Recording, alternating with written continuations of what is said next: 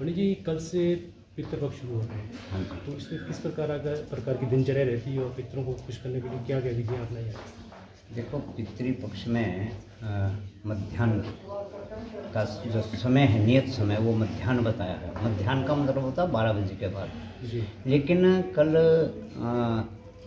जैसे कि पूर्णिमा है और कल पूर्णिमा में चंद्र ग्रहण लग रहा है।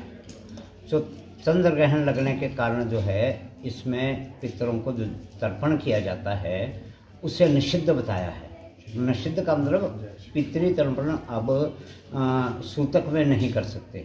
इसलिए कल का जो समय है वो 11:30 बजे सुबह सुबह पितरों को तर्पण किया जा सकता है। और जो भी कोई दान इत्यादि है, जैसे गाय, कुत्ता, कौवा इत्यादियों को जो हम रोटी मनसते हैं, तो वो 11:30 तक मनस लेनी चाहिए, ऐसी मान्यता है। और जो ये महल्ले पक्ष है, जिसको पितृपक्ष कहा है, पितृपक्ष में भी हम अपने पितरों के लिए, जैसे पिता है, दादा है, परदादा है, ये हमारा आता है पितृपक्ष। इसमें जो मातृकुल है, मातृकुल आगे जाके नाना, नानी, परनाना, परनानी, इन सभी के लिए तर्पण किया जाता है।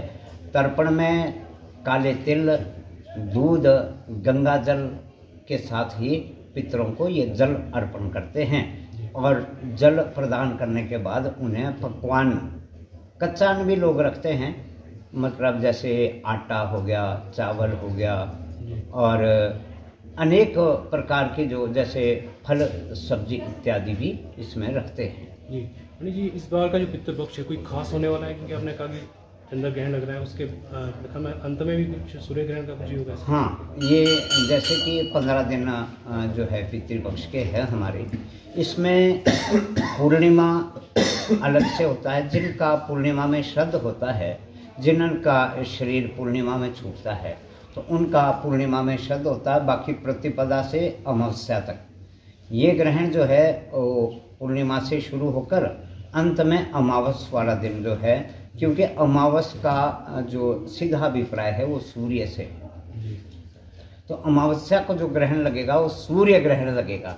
भले ही वो यहाँ दृश्य नहीं है, अदृश्य यहाँ पे उसका इतना ज़्यादा प्रभाव नहीं है, फिर भी हम पितृपक्ष में इस चीज़ का काफ़ी वो रखते हैं कि हम ग्रहण काल में ये अपने पितरों के प्रति जो भी कार्य है, पितृ कार्य है, उनको करने में कुछ विशेष चीज़ों का मतलब जो है वो परहेज रखते हैं। पंडित जी, इस दौरान किस तरह की दिनचर्या रहती है और जो कुछ दान पुण्य किस तरह का कर सकते हैं?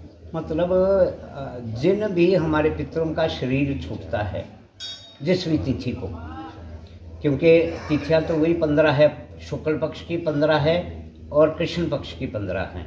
इसमें अमावस कृष्ण पक्ष की है और पूर्णिमा जो है शुक्ल पक्ष की है।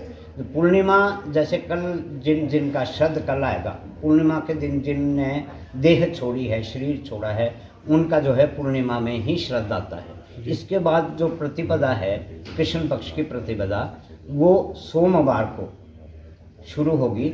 और इसमें जो सप्तमी तिथि है, 7वां जो श्राद्ध है, 5वां और 6ठा श्राद्ध लगभग इकट्ठा ही आता है।